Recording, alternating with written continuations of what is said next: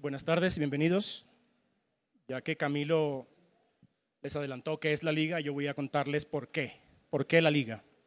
La Liga contra el Silencio es una iniciativa de la Fundación para la Libertad de Prensa.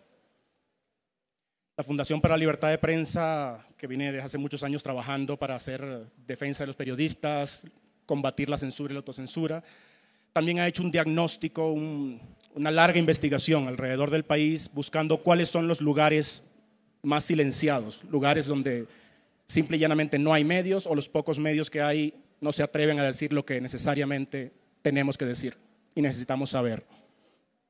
En ese diagnóstico se encontraron muchas cosas, yo les resumo 3 o 4 puntos. Poco más de 7 millones de colombianos viven en zonas donde no hay medios que produzcan noticias locales. Existen 94 emisoras dedicadas exclusivamente a transmitir información de las Fuerzas Armadas. Eso envía un claro mensaje, ha dicho la FLIP, que dice que la guerra va primero y después todo lo demás. Hay 270 medios en Colombia que pagan a sus periodistas menos del salario mínimo. Hay 575 medios que no tienen contratados a sus periodistas. Hay 528 medios que contratan a sus periodistas por su capacidad de conseguir publicidad para esos medios. Y por último, desde 1977, que casualmente fue el año en el que yo nací, desde que yo he estado vivo, poco más de 40 años, 152 periodistas han sido asesinados en este país. La violencia es la principal causa de censura en Colombia. La segunda causa es el dinero, la pauta publicitaria, las presiones de los empresarios. Ahora, los grupos armados, uno de los principales actores del crimen organizado, suelen aliarse y trabajar de forma muy bien coordinada con otros grupos, con otros sectores, con algunos personajes de la política nacional, regional o local, con empresarios.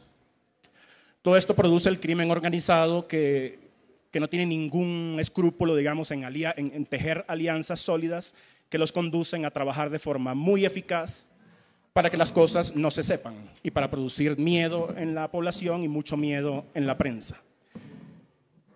Si los actores del crimen organizado trabajan de forma tan organizada, valga la redundancia, eficiente, ¿no?, mancomunados, como socios, como aliados, en pro de su gran objetivo, lo más lógico, pensamos, es que la respuesta del periodismo a esta organización deba ser también una alianza muy organizada, una alianza de muchos miembros, colectiva, donde los medios puedan apoyarse mutuamente, donde seamos más, donde podamos llegar a más y más personas, donde podamos hablar con mayor fuerza y donde el mensaje pueda llegar con mayor eficacia a la mayor cantidad de lectores, de audiencia.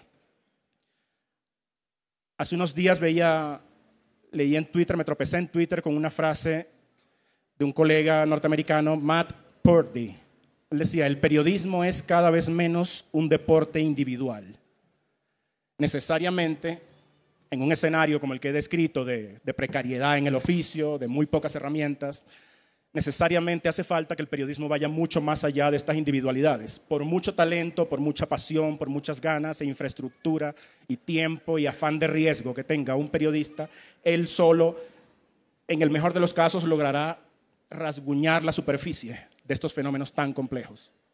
La respuesta de la Fundación para la Libertad de Prensa es convocar a esta alianza de medios que estamos construyendo, que ya ha publicado varias historias y que va a publicar muchas más, apostándole al trabajo colectivo, organizado y a llegar cada vez a más gentes, a más personas, a más lectores, con las historias necesarias que en el país, por las causas de censura que ya mencioné, no se están contando, no están en el radar, pero necesitamos conocerlas para empezar a construir una sociedad mejor que la actual.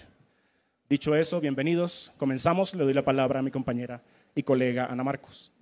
Hola, buenas tardes a todos.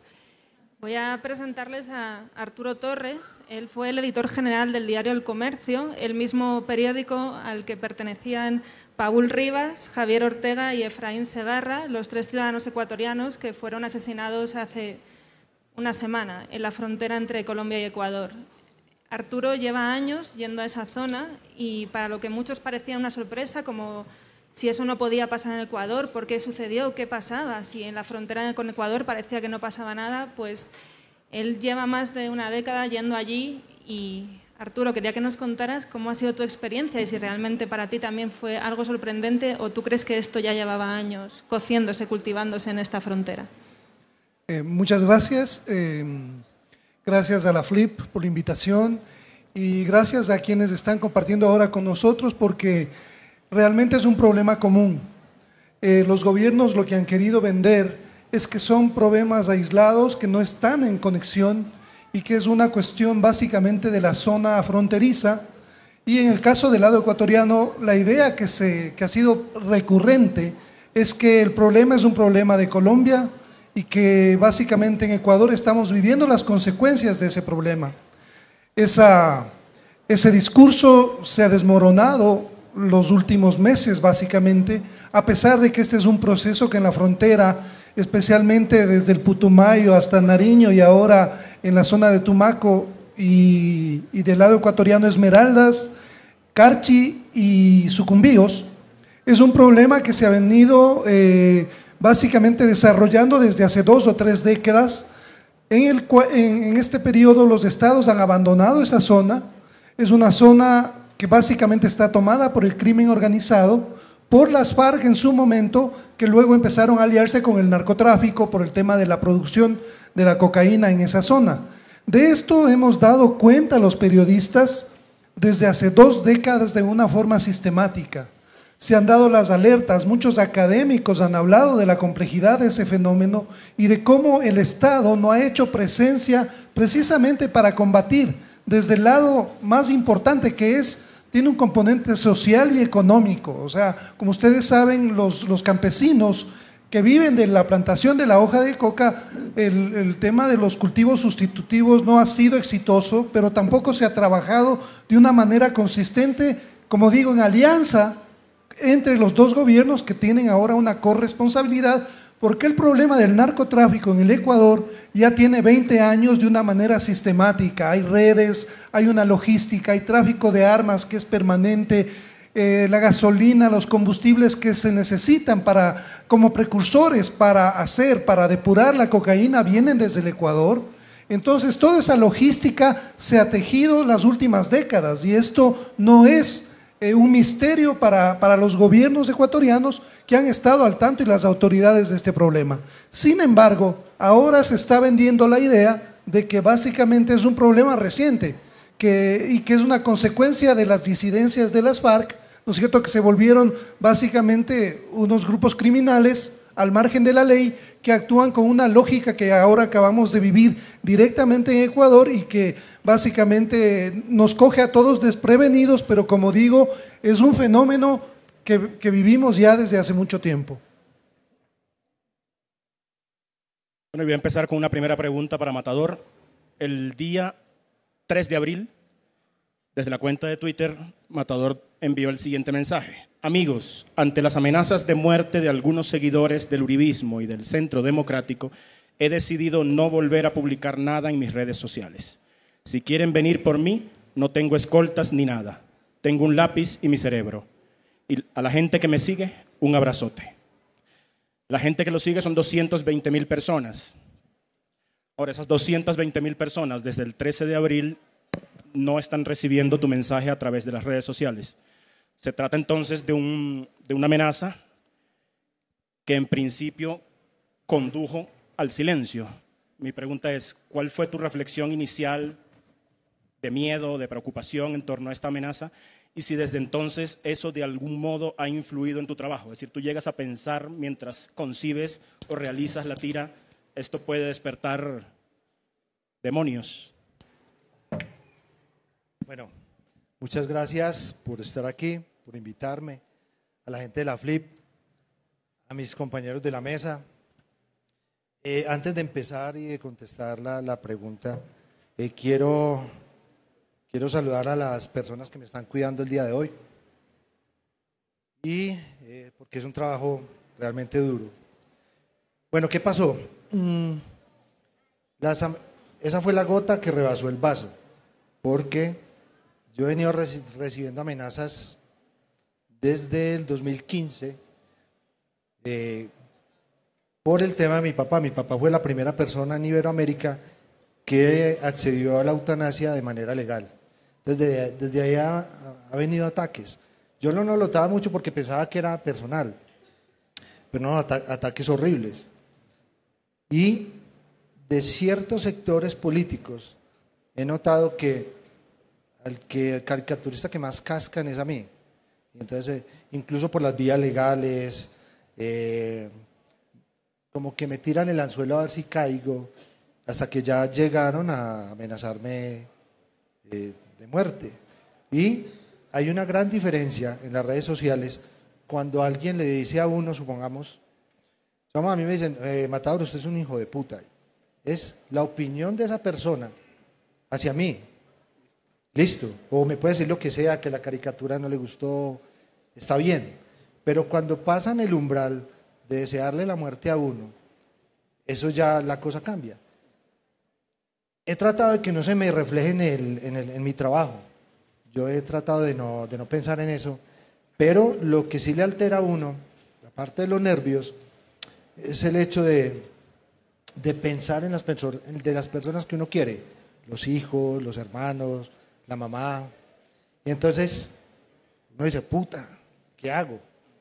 Entonces, bueno, hay que dar la batalla, pero me salí de redes porque el ambiente estaba muy candente. Y como decía, hablado ahorita, charlando conmigo, él decía, aquí en Colombia no se le niega un balazo a nadie.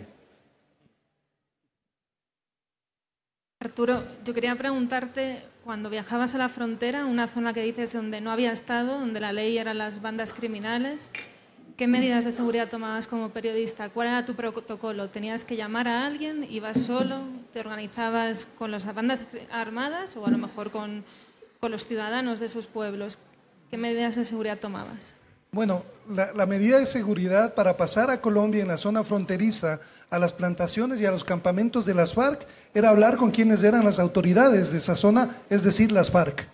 Entonces, con ellos habría que hacer la interlocución, ¿no es cierto? Porque ahí no hay fuerzas armadas, no hay policía, ellos son la autoridad o eran la autoridad hasta que hubo este proceso del acuerdo de paz.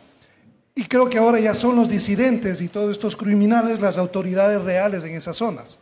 Entonces, lo que se hacía es, desde Quito, donde yo vivo, había un contacto de las FARC al que yo me acercaba, hacía un protocolo, me hacía un tema de inteligencia para ver si no era agente de la CIA y, o sea, un poco más de elementos que más o menos esto duraba unas 2 semanas y ellos me garantizaban la seguridad para pasar al otro lado. Una vez que yo llegaba a la frontera, unas 2 personas de las FARC me acompañaban hasta la zona fronteriza, luego íbamos en un bote y pasábamos a los campamentos, al otro lado, a las plantaciones, es decir, me protegían completamente, todos los protocolos de seguridad se cumplían, porque además en esa época había un enfrentamiento muy abierto, sobre todo con los paramilitares, que eran realmente los enemigos reales en la zona al frente del Putumayo y en el Putumayo, que eran los que actuaban, los que hacían el trabajo sucio que las Fuerzas Armadas colombianas no podían hacer. Entonces había una guerra desatada en Sucumbíos y de esa forma yo básicamente llegaba y pasé unas 3 veces al Putumayo y entrevisté a Raúl Reyes, entrevisté a otros comandantes de las FARC y nunca tuve ninguna complicación, es decir, ellos siempre cumplían un código y me garantizaban mi seguridad. No tenías miedo, no sentías amenazas, podías informar, volver a Quito y contar esas historias, no como tus compañeros ahora. Así es, ahora hay una incertidumbre completa, ahora no hay códigos, no sabemos quién realmente tiene el control, porque el antecedente es que los estados no controlan esa zona de frontera, es un limbo entregado al crimen organizado. Matador, durante el gobierno de Rafael Correa en Ecuador en 2014, la Superintendencia de Información y Comunicación abrió un procedimiento contra tu colega Bonil, del diario El Universo. En Argentina, en 2008 y ahorita en 2017, hubo un par de episodios de Cristina Fernández de Kirchner, expresidenta de Argentina, contra un decano de la caricatura en América Latina, en Iberoamérica, que es Hermenegildo Sabat, que ha estado aquí en Colombia un par de veces, por cierto. En 2015, el episodio mundialmente famoso de Charlie Hebdo en París, donde 2 tipos con fusiles de asalto irrumpen en la redacción de esta revista satírica y matan a varios profesionales. ¿Cómo ves tú el escenario en este momento? ¿Se está convirtiendo o se ha convertido desde hace rato la caricatura, ahora en Colombia con tu episodio, en una cosa de altísimo riesgo? O sea, ¿cuán peligrosa es la caricatura como para que motive ataques de esta proporción? Bueno, hace 150 años, un político estadounidense decía la siguiente frase: mis seguidores o mis adeptos políticos no saben leer, pero nunca dejan de ver esos dibujos endemoniados, refiriéndose a la caricatura. La caricatura tiene el poder, y más ahorita con redes sociales, de llegarle a mucho público. Entonces muchas caricaturas se vuelven virales, como los memes. Y como el trabajo de uno es desnudar el poder a través de la caricatura y a través del humor, hay una ola de corrección política en el mundo, en lo cual la gente que piensa diferente al otro no puede burlarse del otro, porque eso ya es políticamente incorrecto. Eso está pasando aquí en Colombia. Entonces, alguien me decía, no, es que haga un humor respetuoso. Dígame, ¿qué es un humor respetuoso? Explíqueme. No hay. Entonces, uno se puede reír de cualquier cosa. Y eso es lo que quiere coartar ciertos sectores políticos del país. ¿Por qué? Porque la caricatura lo que hace es desnudar todo el andamiaje que está detrás de ciertas campañas políticas. Entonces, un golpe de opinión fuerte, y obviamente creo que eso les dolió. Sobre la censura, Arturo, estos días se está hablando, Lenín Moreno, el presidente de Ecuador, ha sido el primero en apuntar que había cierta permisividad de los gobiernos ecuatorianos con las FARC y los grupos criminales y el narcotráfico. Esta relación de las bandas criminales con funcionarios públicos llegó a los medios de comunicación. No se puede hablar de esto porque hay mucha gente involucrada. Es cierto que existían estas redes y que iba más allá del narcotráfico que estaba escalando al gobierno de Ecuador. Bueno, los hechos nos dicen que así ha sido, y no es solo del gobierno de Correa, sino de varios gobiernos, porque básicamente hablamos de una organización criminal que tiene el poder de permear a todas las instituciones del Estado. Y una institución clave, el establecimiento político, el que toma decisiones, es fundamental precisamente para que el narcotráfico pueda operar de una manera fácil y sin contratiempos y sin ningún resquemor sobre sus actuaciones o sus operaciones. Lo que pasa es que en el Ecuador eso ha sido bastante subterráneo. Entonces, los políticos que trabajan para el crimen organizado, y en este caso, bueno, el antecedente de los contactos con las FARC, del gobierno de Rafael Correa, también se denunciaron en la prensa. De hecho, yo publiqué un libro que se llama El Juego del Camaleón, donde descubro todos esos camaleones que se presentan como políticos y realmente están atados a una agenda o estaban atados a una agenda de las FARC. Básicamente se hicieron denuncias de que, por ejemplo, uno de los comandantes del Frente 48 de las FARC se había instalado en una hacienda en el centro del Ecuador que se llama Santo Domingo de los Áchilas, donde él básicamente le arrendó esa hacienda a un general que era el embajador del Ecuador, nombrado por Correa en Venezuela. Y él es Oliver Solarte, que luego en el 2012 fue asesinado por las fuerzas militares colombianas en la frontera. Pues ahí habían laboratorios de lo que se dice y de lo que se ha confirmado, y Santo Domingo se volvió clave para que la droga que llegaba desde el Putumayo salga hacia las playas y hacia las costas manabitas, y de ahí vaya hacia Centroamérica y Estados Unidos. Entonces, se hicieron varias denuncias, todo está muy documentado, de los contactos y de la peligrosidad de estos grupos y de cómo ciertos emisarios de Correa llegaban a los campamentos y pasaban a la frontera del Ecuador con cientos de miles de dólares para financiar su campaña. Eso se denunció, pero luego lo que ocurrió es que como Correa controló todos los poderes del Estado, acumuló tal poder que básicamente eso ocurrió también con la justicia, donde todas las denuncias quedaron en nada, se convirtió en una impunidad generalizada y básicamente todos los procesos judiciales se archivaron y no hubo una consecuencia. Ahora también estamos viviendo la secuela de eso, de esa impunidad. A nivel político, toda la gente quedó al margen de cualquier sanción o proceso judicial y básicamente por eso Moreno ahora está diciendo que se va a reabrir la investigación del financiamiento de las FARC a la campaña de Rafael Correa. Matador, si les creemos, si damos crédito a las encuestas que vienen circulando durante los últimos meses en Colombia, hay altas posibilidades de que llegue al poder político el partido y los simpatizantes de ese partido, que son los que con frecuencia y gran virulencia te han venido amenazando en redes. ¿Has pensado en el escenario de 4 años de trabajo de humor gráfico bajo ese posible gobierno? Bueno, ese panorama que usted dice es terrible, porque les voy a contar una cosa, si llega a ganar Duque, eso sería terrible para el país, porque, y no lo hablo directamente por el candidato Duque, piensen quién está detrás del candidato Duque: Álvaro Uribe, Andrés Pastrana, Marta Lucía Ramírez y ese personaje siniestro que es Ordóñez. Imaginen qué parte del gobierno le van a dar a Ordóñez. Vamos, que le den el Ministerio de Educación. Entonces, para Colombia, lo que está haciendo el Centro Democrático es limpiar su imagen sucia con un candidato que no lo parezca.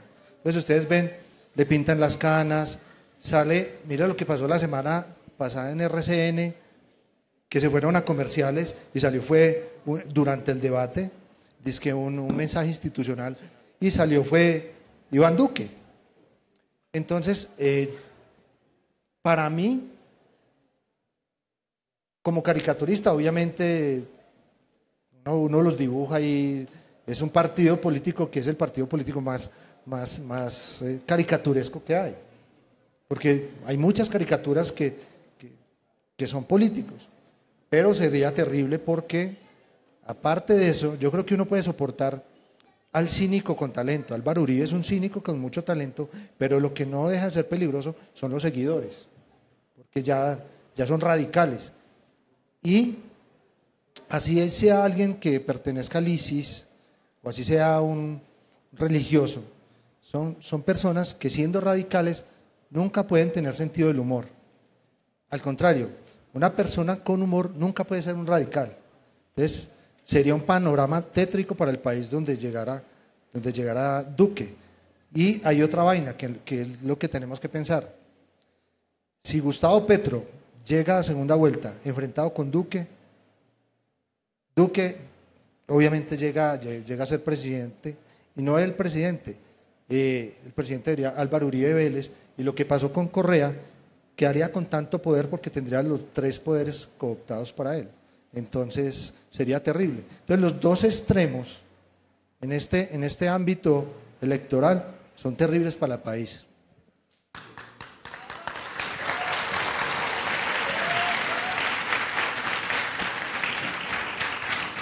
Y en ese escenario terrible, efectivamente, que has descrito, ¿vas a seguir caricaturizando a este movimiento del Centro Democrático que te resulta tan caricaturizable? O digamos, o pisando con cuidado, o sea, ¿te has dibujado el escenario de cómo va a ser el trabajo en ese momento?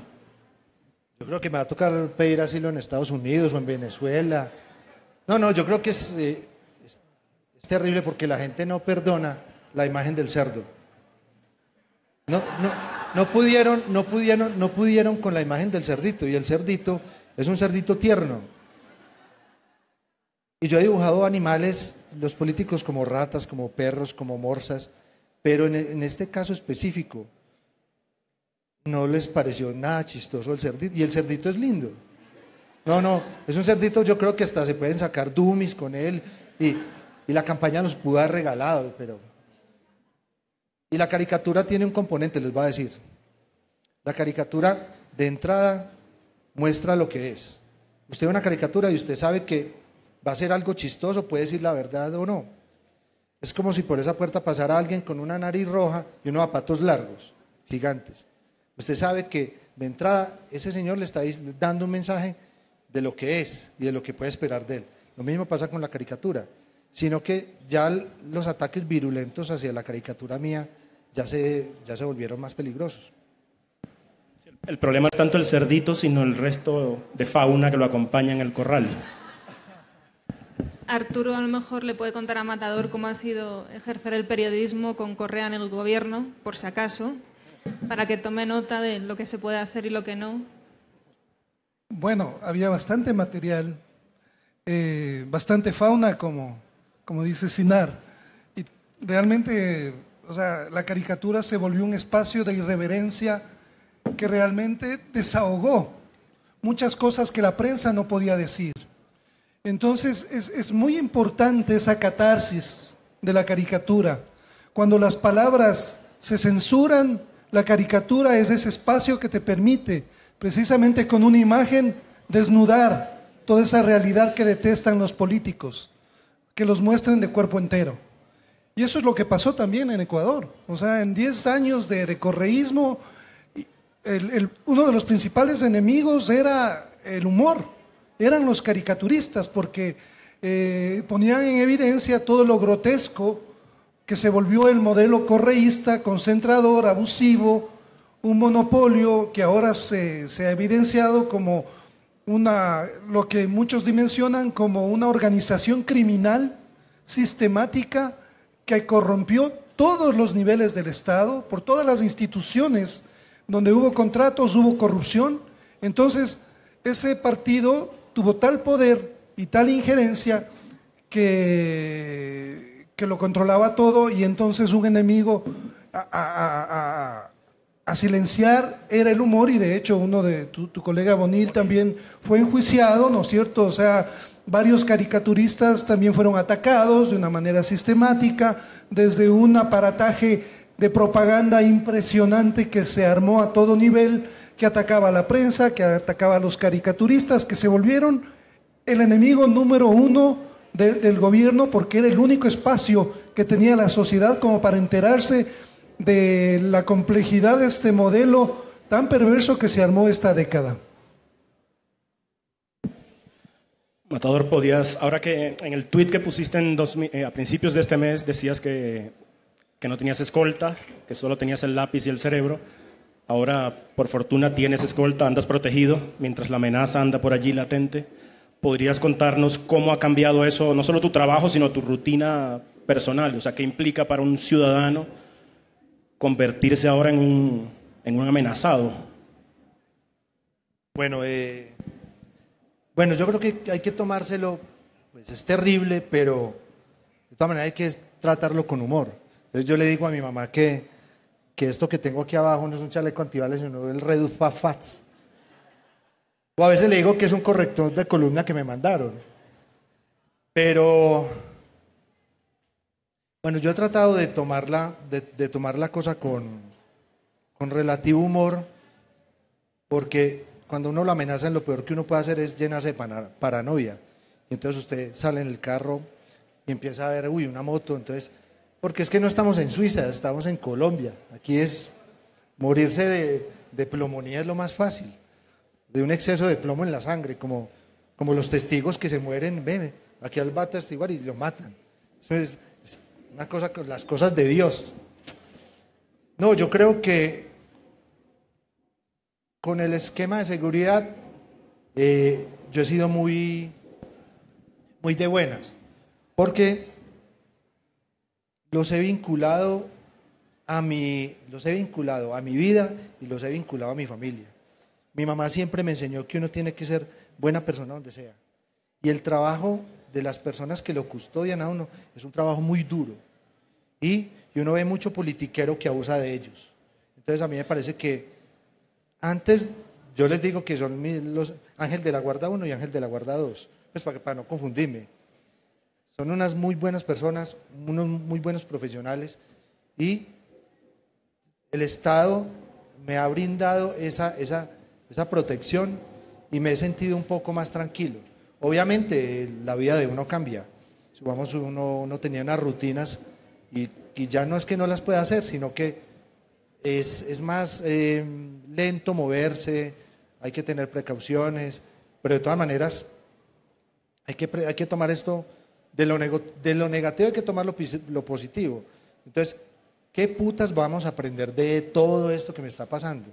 Entonces es un tema de reflexión. El hecho de callarme en las redes también sirve como para pensar más allá de todo esto.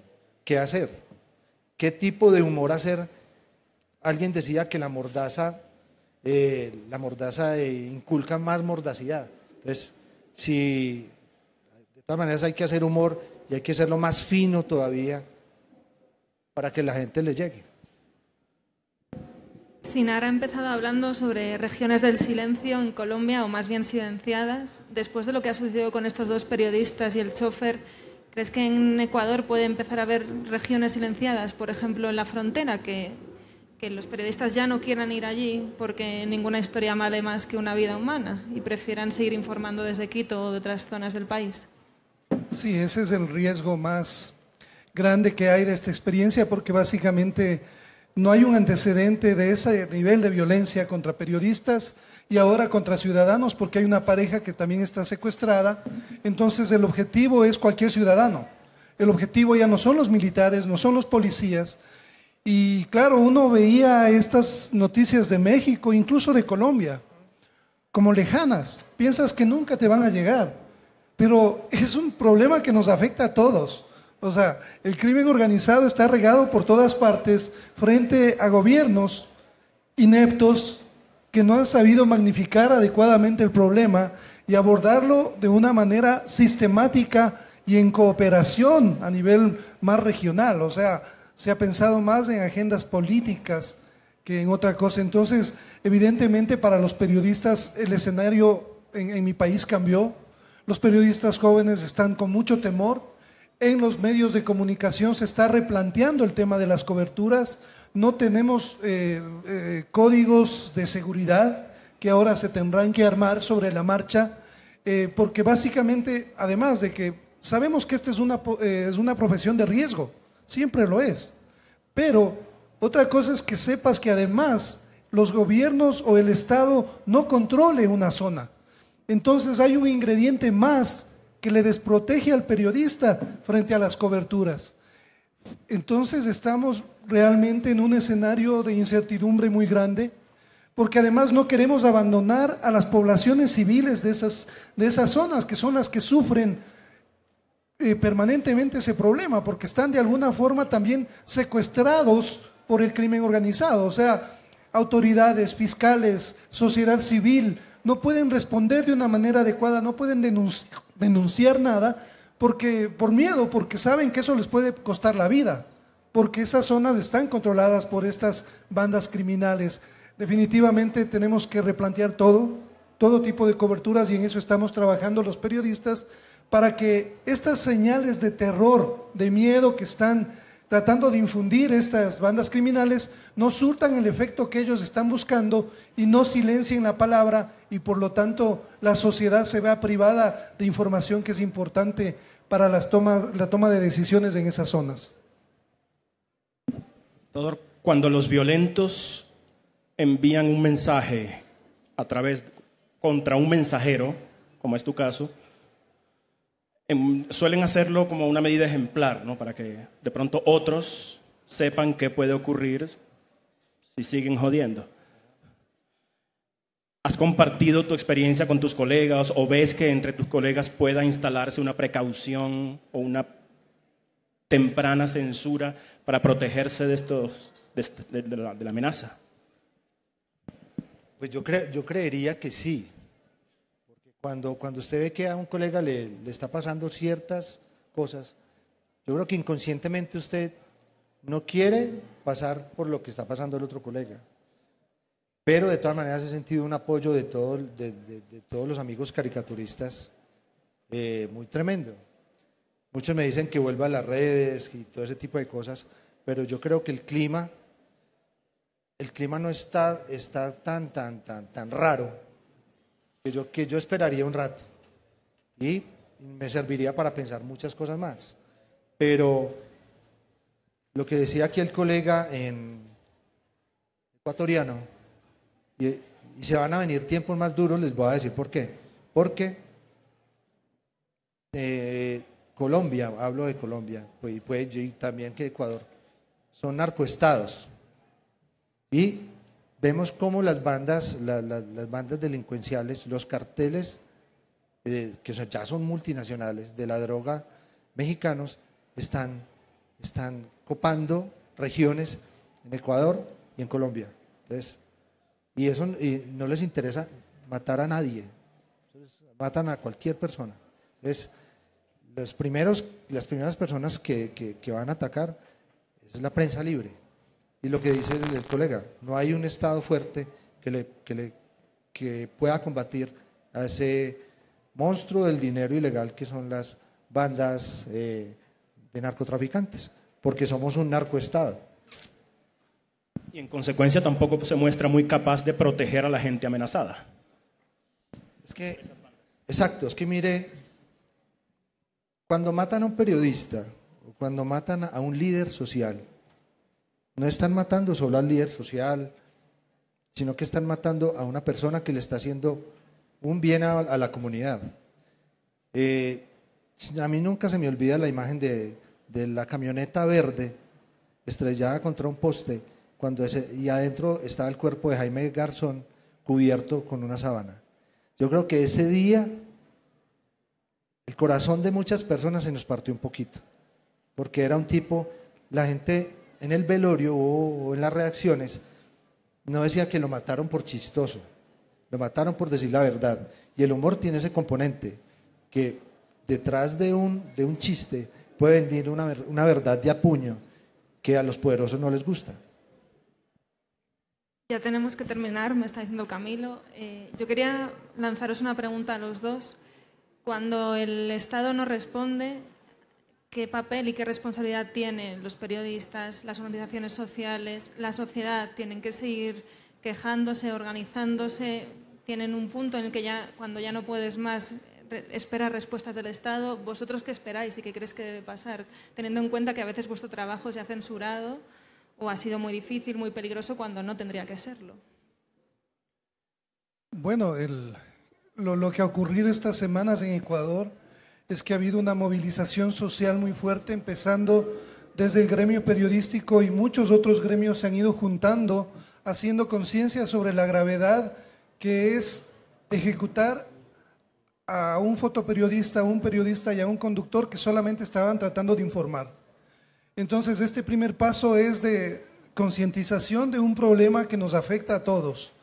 Y creo que en eso vemos gobiernos fallidos que no nos representan, que no han sido empáticos con el dolor de todas las personas que han dado su vida por informar. Aquí en Colombia hablamos de cientos, en México también. Mientras la sociedad sea insensible y no exija respuestas contundentes a sus gobiernos, somos sociedades destinadas a morir como conjuntos sociales ricos que puedan aportar, que puedan desarrollarse en paz. Entonces, a mí me parece que si la sociedad, el papel que debe cumplir es precisamente esa, movilizarse y exigirles respuestas a los políticos y, obviamente, llegar al fondo del problema, que es un problema que tiene que ver con la economía global, con el capitalismo global, porque no olvidemos que el narcotráfico mueve cerca de 500.000 millones de dólares al año. O sea, estamos hablando de muchos organismos financieros vinculados a esto, muchos se benefician, muchas redes aparentemente prestigiosas están detrás de este negocio. El tema del narcotráfico no es un tema de seguridad, es un tema de economía global y que tiene que ser abordado a ese nivel. Mientras no haya esa conciencia, lo que hagamos va a ser muy poco limitado y no va a llegar muy lejos tampoco.